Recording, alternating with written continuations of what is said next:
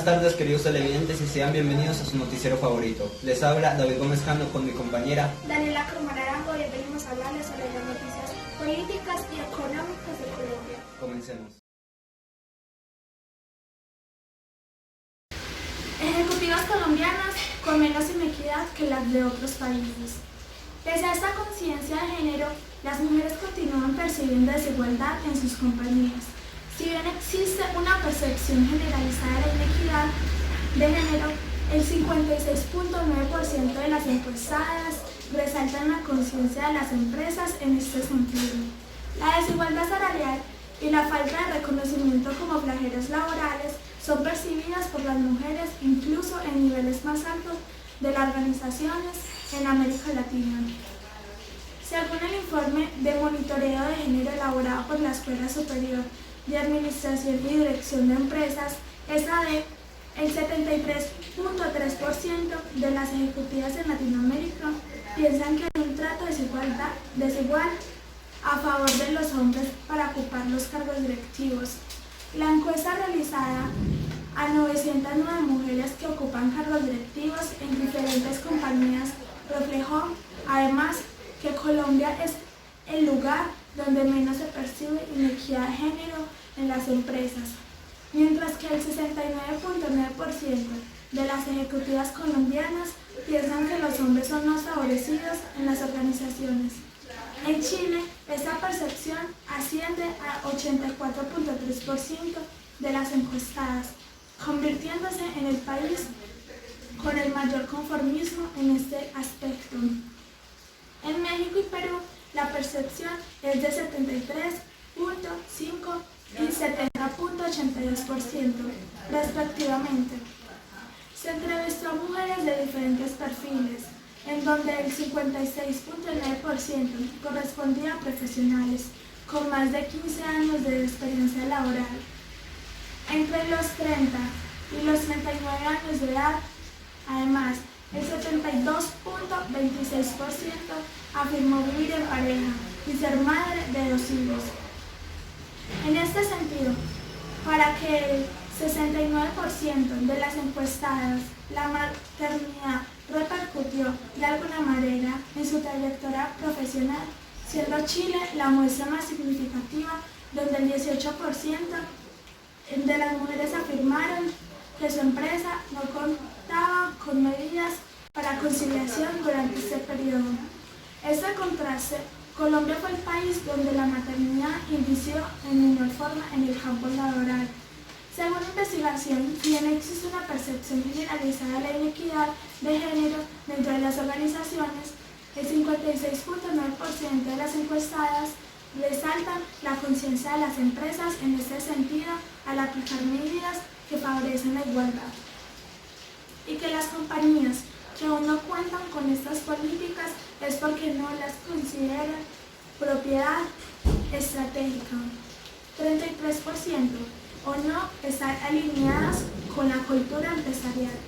27.82%. Respecto al trabajo de las compañías en este sentido, una parte de las ejecutivas considera que la flexibilidad horaria 20.9% y la formación para el liderazgo y el desempeño directivo en áreas son algunas de las estrategias organizacionales impulsadas en pro del equilibrio entre géneros. Asimismo, el 72.1% de las mujeres en Latinoamérica piensan que todos o algunos de sus compañeros varones se encuentran comprometidos en la igualdad de género. Contexto histórico. En los siglos XVII y XVIII, la expansión urbana y comercial abrió nuevas oportunidades de empleo. Un buen número de mujeres, normalmente jóvenes y solteras, entraron a trabajar en el servicio doméstico de las familias pudientes. La creciente demanda de bienes de consumo estimuló algunos oficios, como el hilado de fibras que se realizaba domésticamente. Asimismo, las mujeres practicaban en las tareas del campo, sobre todo si la explotación era familiar. Sin embargo, la subordinación legal persistía del poder político. Las profesionales liberales el arte y la ciencia eran cosas de hombres. En definitiva, la mujer era una pieza integral de la familia en las facetas reproductiva y productiva dentro del ámbito doméstico. A finales del siglo XIX, la divergencia entre los países industrializados o en vías de industrializarse y el resto se incrementaba, aunque el grado de subordinación de la mujer variaba entre unas regiones y otras. La participación de la mujer en actividades de mercado, política y vida pública en la segunda mitad del siglo XIX seguía siendo baja. A partir de entonces comenzó una carrera mundial hacia la igualdad de género legal, económica, política y social, que hasta el día de hoy no se ha logrado. Escenario: Latinoamérica y como foco, Colombia. Actores implicados en la noticia: mujeres con cargos ejecutivos en Latinoamérica y SAD. Ideología política: independiente. Resumen: la noticia habla sobre la desigualdad que hay en el tema del trabajo y el salario de las mujeres en Latinoamérica y Colombia. Y también que en Colombia, el país donde menos se ve ese flagelo, donde menos se ve inequidad en el trabajo. Mi opinión es que desde los inicios de la humanidad se ha visto cómo la mujer ha tenido un rol secundario en las principales actividades de la vida. La mujer se ha visto como una figura encargada de la reproducción humana y de las actividades domésticas. Con el transcurso del tiempo se ha venido incluyendo a la mujer en muchas actividades políticas, económicas y sociales. Me parece muy bien, ya que todas las mujeres tienen todas las capacidades de desarrollar excelentes funciones en estos campos del día a día. Hasta el día de hoy, aún se ven que en algunos países desigualdad de género, pero es indiscutible que la mujer ha tomado una fuerza para ejercer y tener poder como lo puede hacer el hombre. Y esto se ha visto reflejado en unos países como por ejemplo en Colombia, donde según una encuesta hay menos inequidad de género según en un aspecto laboral, a diferencia de los demás países.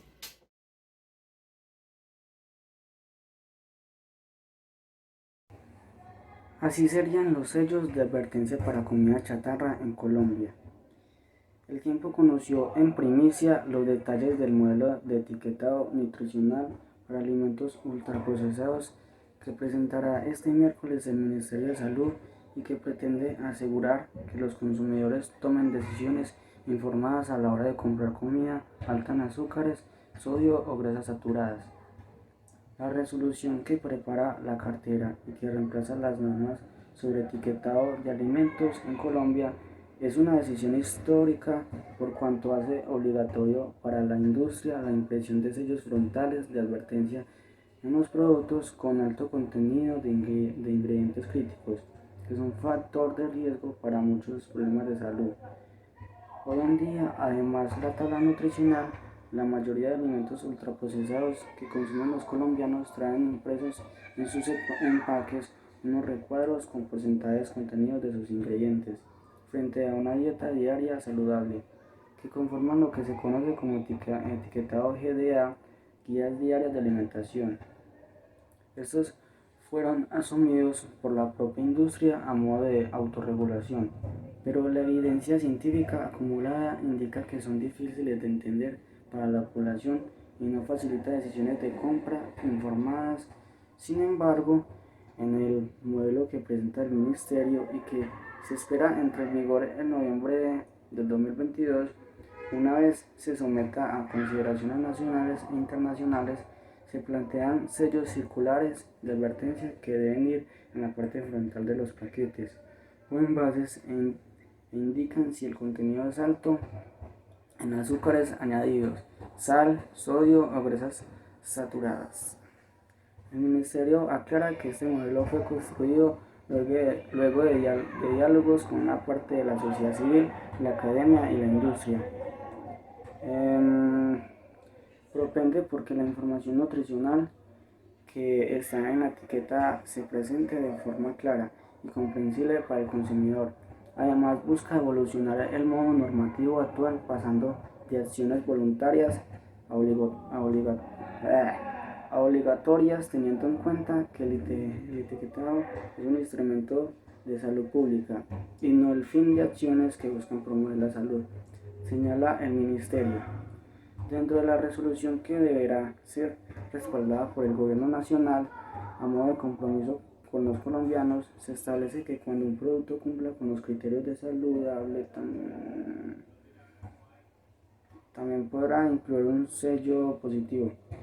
Asimismo, se plantea el rediseño de la tabla nutricional para hacerla más visible, simple y fácil de entender y leer, y la presentación del contenido de nutrientes por 100 gramos, mililitros o porción, resaltando ingredientes claves en la salud como calorías, grasas, azúcares, sodio, vitaminas y minerales.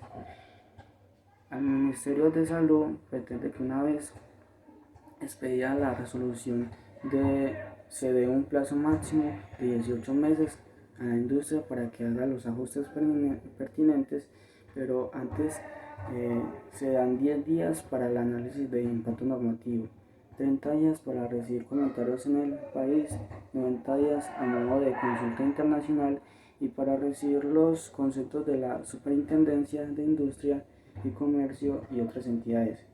Surtidos en estos trámites, se espera que la implementación de este modelo se dé en noviembre de 2022. Contexto histórico. A mediados del siglo XX, un empresario de la alimentación en Estados Unidos, llamado Jerry Thomas, comercializa por primera vez lo que se denomina comida preparada. Con este invento, una persona sin mayores esfuerzos se encuentra en pocos minutos con un plato preparado en casa. Se hizo muy popular en los establecimientos de conveniencia y por esta razón se le conoce también de alimento preparado como alimento de conveniencia. A finales de los años 1990 empiezan a aparecer movimientos en contra de la fast food y denuncian algunos aspectos acerca de la poca información, el alto contenido de grasas, azúcares y calorías de algunos de sus alimentos. Aparece acuñado o el término comida chatarra o comida basura.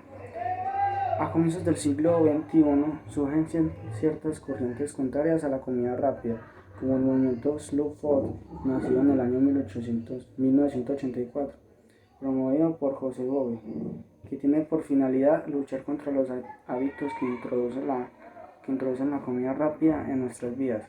Aparecen documentales en los medios denunciando la situación, como la película documental más relacionada con la hamburguesa Super Size Me, dirigida y protagonizada por Morgan Spurlock, 2004, en la que decide alimentarse únicamente de comida de los restaurantes McDonald's durante un mes entero. La presión social aumenta y algunas cadenas de restaurantes de comida rápida como McDonald's anuncian en marzo de 2006 que incluirán información nutricional en el empaquetamiento de todos sus productos.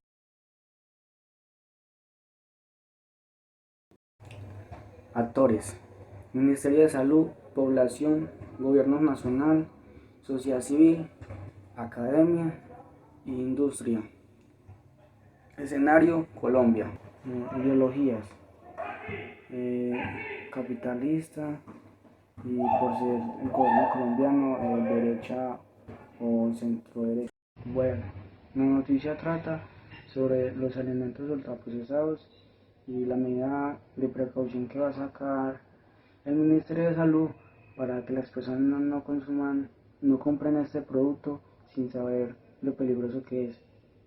El Ministerio de Salud va a sacar unos sellos frontales que van a ser unos círculos negros que va a decir advertencia. Cuando las personas vayan a comprar los productos, van a saber de una vez que este producto tiene una gran cantidad de azúcares, entonces no lo van a comprar porque va a ser malo para el cuerpo. Entonces es como una forma de facilitar a la hora de saber si es saludable o no saludable. De igual forma, según la tabla nutricional, las etiquetas que están atrás de los envases, que son unos porcentajes, que dicen el porcentaje del sodio, de las grasas, los azúcares, eso ya se sabía, pero como la población según los científicos, la población se le cuesta entender esto, entonces por eso sacaron estos sellos. Mi opinión, me parece bien que el Ministerio de Salud vaya a sacar estos sellos frontales, ya que se les va a facilitar a las personas a la hora de comprar este producto, y más que todo para las personas que hacen ejercicio, que esas personas sí necesitan tener una dieta más estricta. Entonces, al saber, pues al ver el sello que es un círculo negro que dice alerta, al saber pues eso, ya saben que no pueden comprar eso porque tiene una gran cantidad de azúcar y grasas y demás.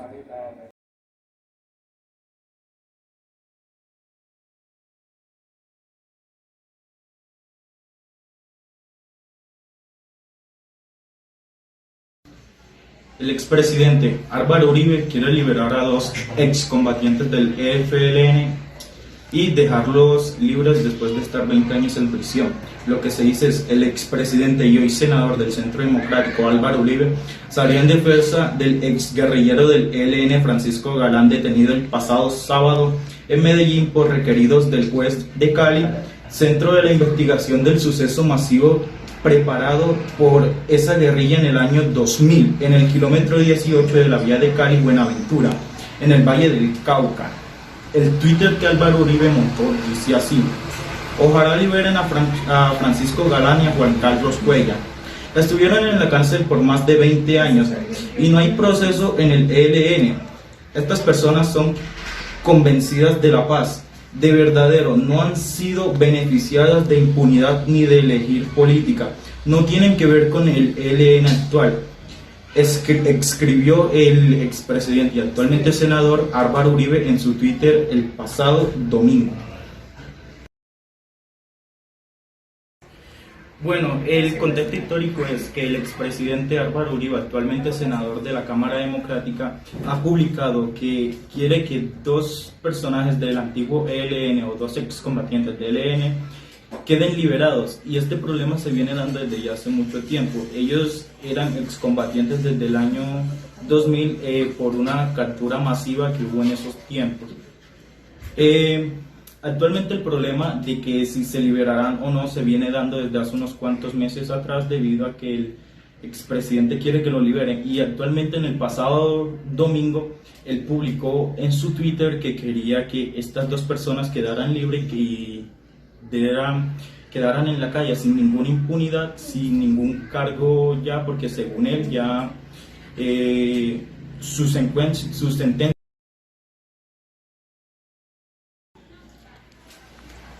Álvaro Uribe Vélez, uribismo de derecha, Galán y Juan Carlos Cuellar, izquierda. Bueno, el resumen es que el expresidente Álvaro Uribe y actualmente senador de la Cámara Democrática ha publicado en su Twitter que quiere que dos excombatientes del ELN queden liberados ya después de haber pagado más de 20 años en prisión. Y él ha publicado en su Twitter que ya ellos han pagado su condena y que ya son prácticamente personas pacíficas.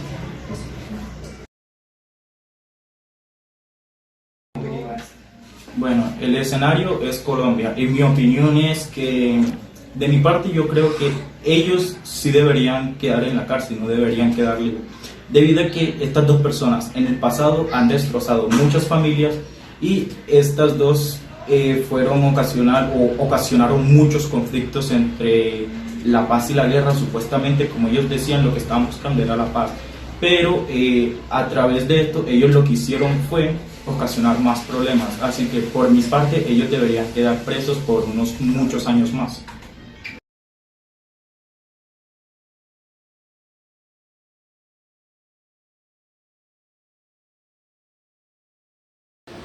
cultivos de uso ilícito y seguridad. Gobernadores en línea con el gobierno de Duque. Desde las gobernaciones de los departamentos con más cultivos de uso ilícito hay consenso en la necesidad de trabajar junto al gobierno en estrategias diversificadas. Junto a la sustitución, erradicación manual, incluso uso de glifosato en zonas alejadas entre las alternativas.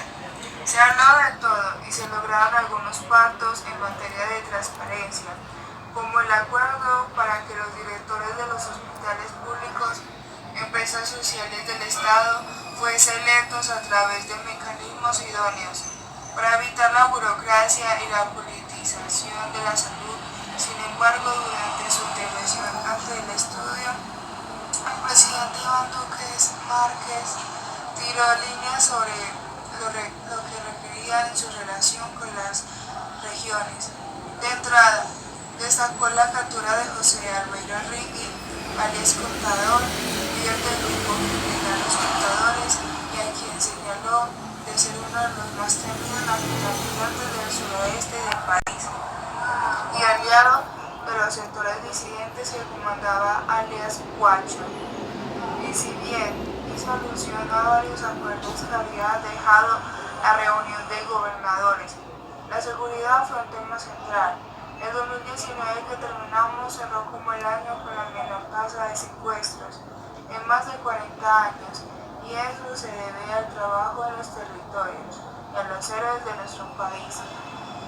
También cerró con una de las tasas de homicidios más bajas desde 1974, la segunda o la tercera, pero este año vamos a lograr la menor tasa en 40 años, porque queremos estar con las comunidades, comprometiendo a las autoridades militares y de policía, en que este sea un gran propósito nacional, manifestó el mandatario el viernes pasado. En este sentido, hizo una referencia específica al narcotráfico como el principal combustible de los grupos armados ilegales que asesinan líderes sociales. Entre 2015 y 2018 tuvimos una expansión exponencial de cultivos de uso ilícito. Pasamos de 60.000 hectáreas cultivadas a más de 200.000. Y detrás de esta práctica teníamos una expansión de la deforestación, porque poco se habla de esto, pero por cada hectárea de coca que se siembra se destruye casi 2 hectáreas de selva tropical húmeda en el país, indicó. Esa es la razón por la que Duque destacó el trabajo que se ha venido haciendo con ayuda de las gobernaciones para avanzar en la erradicación de cultivos de uso ilícito y evitar algunos otros efectos colaterales graves de toda la cadena, como reclutamiento de menores. El gobernador de Nariño, John Alexander Rojas, dejó ver a los pocos días del comienzo de su administración cuál sería el enfoque que tendríamos al combate a ese tipo de cultivos en su departamento. Vamos a adelantar la transformación de cultivos de uso ilícito con proyecto de impacto. Creo que el mensaje fue muy claro de la parte de la cooperación internacional, que destinará los recursos muy importantes para este proceso, comentó el mandatario luego de que sostuviera una reunión con el presidente y varios funcionarios del gobierno nacional en Tumaco. De ese encuentro, por ejemplo, quedó enterado de que uno de los asuntos que se encuentran dentro del Ejecutivo, como es la implementación de los planes de desarrollo como enfoque territorial, cuyo componente es esencialmente social y cuenta con un elemento de participación de la comunidad y de las denominadas zonas futuras, que tienen una visión mucho más militar y de presencia de la fuerza pública. Mayor presencia del narcotráfico y de la actuación de disidencias y grupos armados organizados. Según Rojas, en Nariño la gente está dispuesta a iniciar este proceso de desarrollo en el sector agropecuario y nuestra decisión es impulsarlos para que se realicen y generen alternativas para que las comunidades tengan nociones de ingresos para que muchas poblaciones puedan regresar a sus territorios.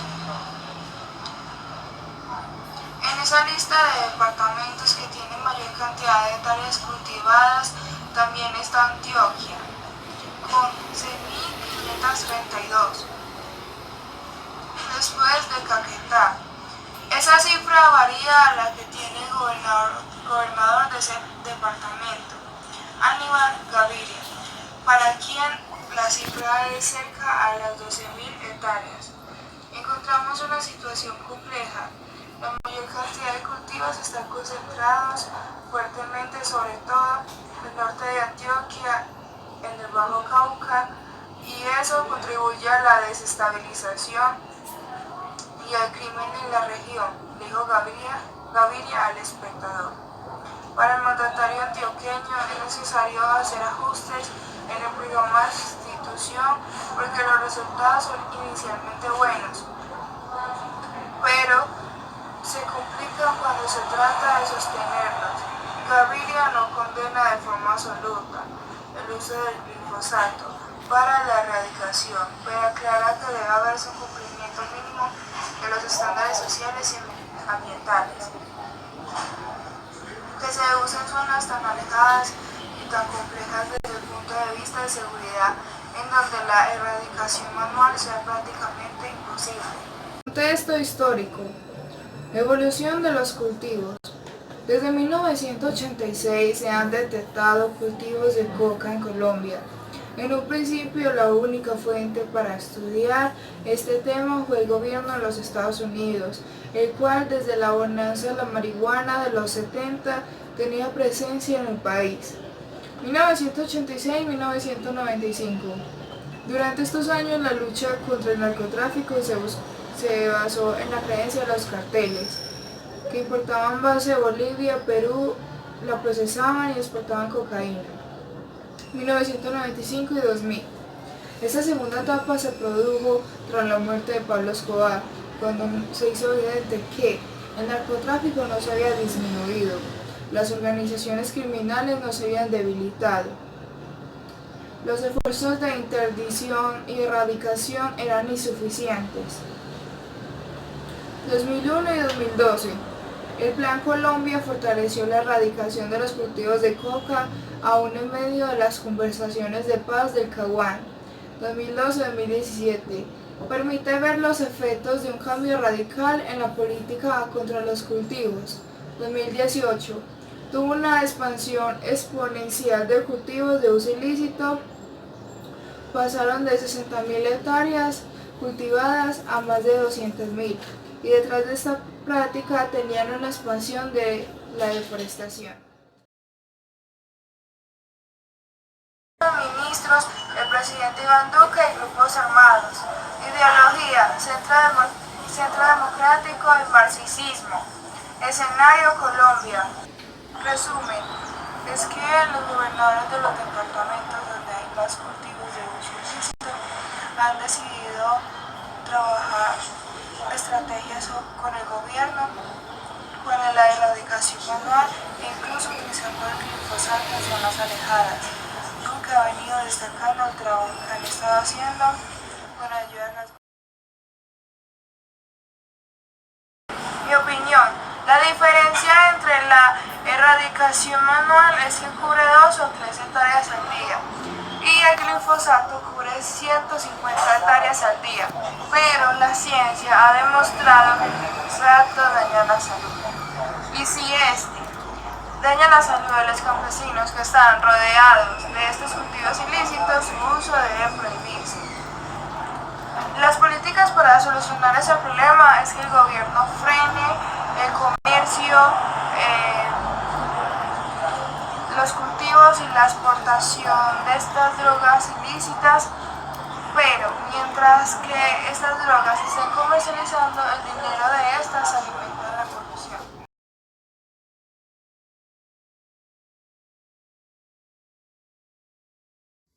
Así votaría el Senado la despenalización del aborto.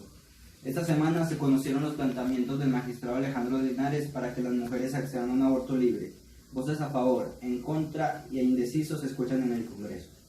Los derechos reproductivos y sexuales de la mujer han sido un tema recurrente en el Constituyente Primario de 1975.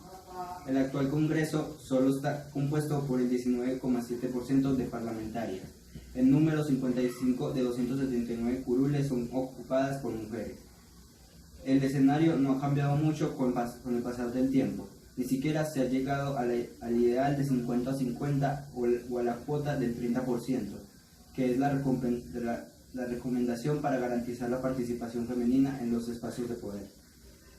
Palabras más, palabras menos. Los hombres desde 1975 han decidido sobre los asuntos prioritariamente concernientes a las mujeres y sus cuerpos. Y ahora tanto en la Corte Constitucional como en la opinión pública se debate. Una vez más, el asunto de si ellas pueden acceder libremente a la interrupción voluntaria del embarazo, luego de que el alto tribunal recibiera 2 demandas para penalizar de nuevo el aborto.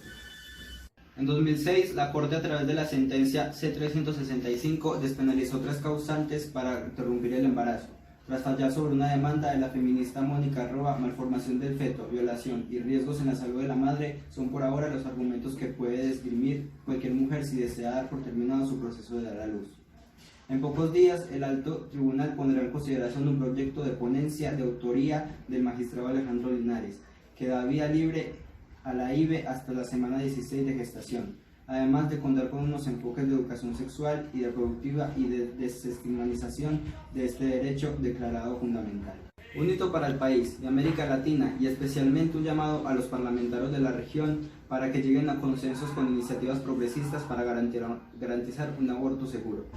Iniciativas que no sean regresivas y no dilaten más la situación de un tema que está entre las 5 principales causas de la muerte de las mujeres en el mundo, y quizás la única prevenible de acuerdo con los Médicos Sin Fronteras. Un estudio del Instituto Guttmacher, organización que trabaja por los derechos reproductivos y sexuales de las mujeres, encontró que en el año más de 22.000 de ellas pierden la vida por interrumpir su embarazo en lugares clandestinos. De estas, el 97% son de África, Latinoamérica y una parte de Asia. El próximo miércoles, la Corte comenzará a discutir la ponencia del magistrado Linares, que ha recibido críticas y elogios desde 2 vértices extremas que en 45 años no se han puesto de acuerdo. Congresistas cristianos del Centro Democrático y del Partido Conservador le han pedido al alto tribunal frenar dicho debate y pasarle la pelota a ellos para tramitar de nuevo una ley estatutaria en la que pretenden regular las 3 causantes ya avaladas, aclarando bajo qué motivos la mujer puede argumentar una condición de salud mental y determinar un plazo máximo para acceder al libro. Wilson Arias, senador del Polo, señaló por su parte que el aborto, como la eutanasia y el matrimonio igualitario, son temas que dispersan la posición de los partidos como conjunto, a diferencia de iniciativas como la de las objeciones a la JEP, que la oposición sumada a los independientes logró hundir. A estos temas los clasifico de pánico moral, y mi impresión es que son asuntos que no siempre tienen tantas unidades programáticas y son un terreno movedizo, no obedece a una decisión de bancada. Las cuentas están hechas y la mirada hacia las mujeres y sus derechos sexuales y reproductivos será una realidad si los indecisos y los que no respondieron votan a favor a un aborto libre hasta la semana 16. Pero claro, este es un escenario hipotético que se debe entender bajo la lógica de que la política es dinámica y los ánimos transitan conforme a las intenciones de cada legislador. Contexto histórico.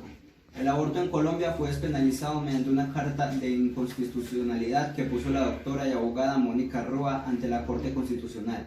Mediante varios años, antes grupos feministas como Católicas por el Derecho a Elegir y mujeres activistas por los derechos sexuales y reproductivos como María Lady Londoño, la francesa Florence Thomas, entre otras, lucharon para poder despenalizar el aborto en Colombia como un caso de justicia social.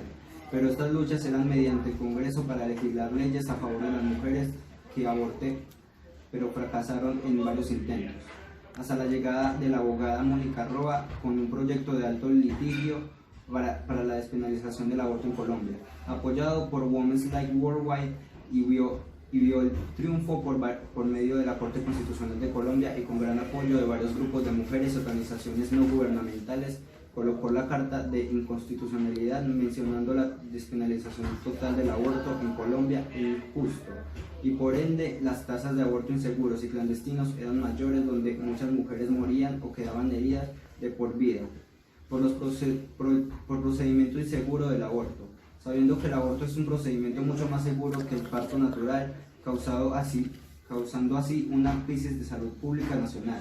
Hasta el 2006 que la Corte sentenció la sentencia de la Corte Constitucional Colombiana C-355 de 10 de mayo de 2006.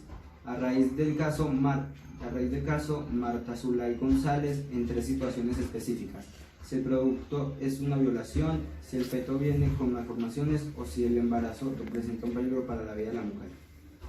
Actores e ideologías. Alejandro Linares, liberalismo, socialdemocracia, socioliberalismo. Wilson Arias, progresismo, proteccionismo, estado de bienestar, antineoliberalismo, socialismo democrático, morirismo y progresismo. Corte Constitucional, democracia. El Senado, democrático. El Congreso, democracia, y las mujeres, indefinido. El escenario de esta noticia es Colombia. En resumen, el Congreso está tomando unas decisiones para el tema del aborto. Y también nos dice en la noticia que los hombres desde 1975 son los que han tomado decisiones sobre estos temas, que son prácticamente de las mujeres. Y que un estudio hecho por Guttmacher reveló que 22.000 mujeres pierden su vida al año por culpa de hacerse esta práctica en lugares clandestinos o no seguros, y que esta es la principal causa de la muerte de las mujeres. Bueno, en lo personal estoy a favor del aborto, ya que me parece correcto que una mujer decida si quiere o no tener un hijo, aunque si este argumento se ha refutado mucho por personas diciendo que lo adopte, lo cual sabemos no es nada fácil. También se ha escuchado que ya le toca tenerlo, pero mi pregunta es, si la mujer no está preparada o no tiene los recursos necesarios, también responden a esto diciendo, entonces ¿para qué se embarazó? Pero ¿y si mejor dejamos de hacer sentir más mal a la mujer? Esa es mi opinión respecto a eso, pero también tenemos que ver el otro lado de la moneda, que es la gente pro vida, que también tienen un argumento muy válido y que se puede escuchar y pensar, que es que el feto ya es un ser de derechos. El feto no es una mujer no puede decir que el feto es suyo, ya que no es un objeto, es un ser de derechos, y el principal derecho de la humanidad es el derecho a la vida y a una vida digna. Y entonces al hacer esto se estaría... Y además este argumento es muy usado en Colombia, ya que vivimos en una sociedad muy cristiana. Hasta aquí con el noticiero del día de hoy. Gracias por escuchar nuestras noticias y nos vemos en la próxima emisión.